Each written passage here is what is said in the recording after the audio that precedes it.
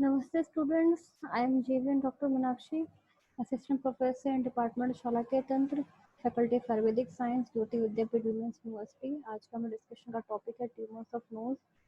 तो सबसे पहले हम पढ़ेंगे न्यूप्लाज्म ऑफ पीएनएस। तो PNS may be affected by both benign neoplasm and malignant neoplasm. Benign neoplasma, osteomas, fibrous dysplasia, ossifying fibroma, ameloblastoma, inverted papilloma. First, malignant benign neoplasm is osteoma.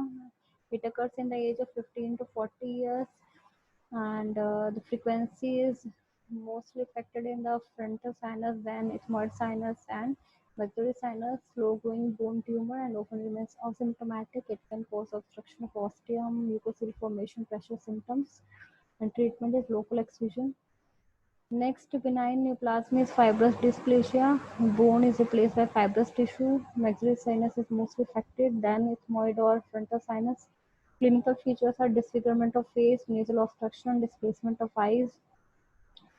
In radiology, you will see the diffuse margins with ground glass appearance. Treatment is cosmetic reconstruction surgery.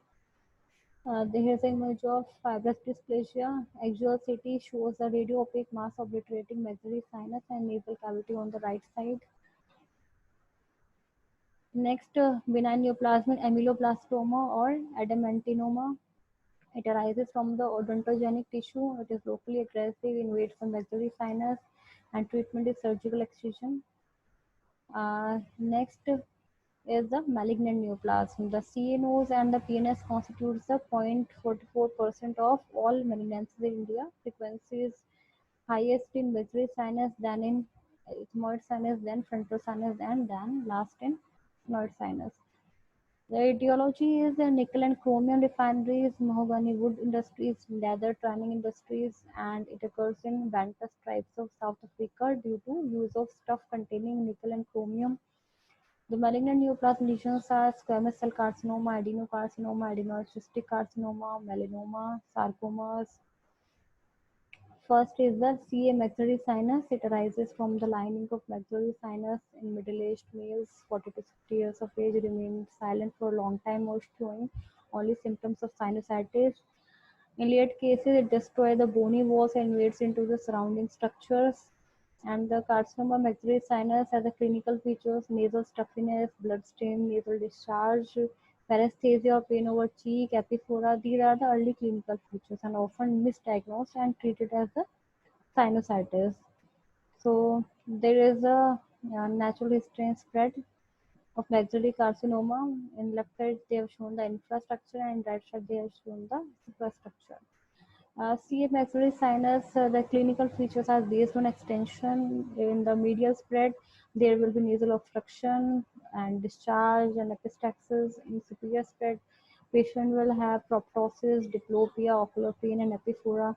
If there is inferior spread, then there will be expansion of alveolus, um, dental pain, losing teeth, poor fitting dentures, and ulceration of gingiva, swelling hard palate.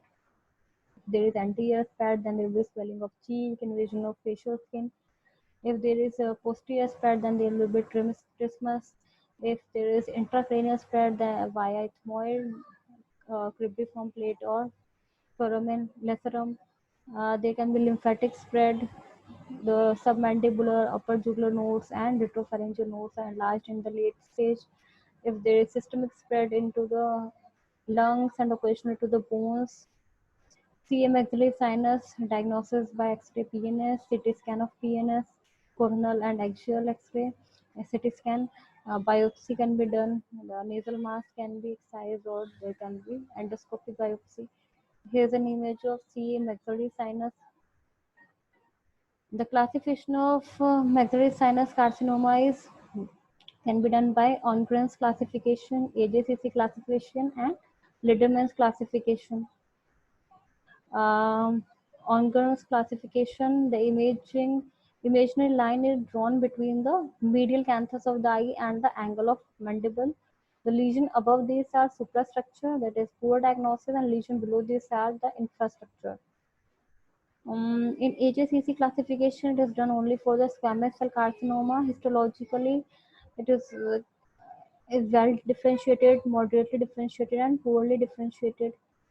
The Litterman's classification to horizontal lines of Sabelu pass through the floors of orbits and maxillary sinus, producing the suprastructure, mesostructure, infrastructure. In suprastructure, there are ethmoid, sphenoid, and frontal sinuses, olfactory area of nose. In mesostructure, there is maxillary sinus and respiratory part of nose. In infrastructure, there is alveolar processes. You can see the Litterman's classification, the suprastructures, mesostructures, and infrastructure in this image. Then comes the TNM classification, staging a system of cancer of maxillary sinus by AJCC. There's T1, T2, T3, T4A, T4B, and staging NX, N0, N1, N2, N3, MX, M0, M1. Here the images of nodal metastasis, distant metastasis. In MO, no distant metastasis. M1 means distant metastasis. His staging from stage 1, stage 2, stage 3, stage 4A, stage 4B, stage 4C. CA maxillary sinus treatment is for squamous cell carcinoma. Combination of radiotherapy and surgery is the choice. Surgeries are total maxillectomy, partial maxillectomy. Prognosis is a 5-year survival rate is 30%. Webb Ferguson's incision is marked in this image, how the incision is done. And then the ethmoid sinus malignancy, it is a primary lesion, is not common in ethmoid sinus, occur as an extension from maxillary sinus growth. Clinical features are nasal obstruction, blood-stained nasal discharge, retroorbital pain, lateral displacement of eye and diplopia. Intracranial spread can cause meningitis. Treatment is pre-operative radiation and total ethmoidectomy. Prognosis 5 years, survival rate is 30%.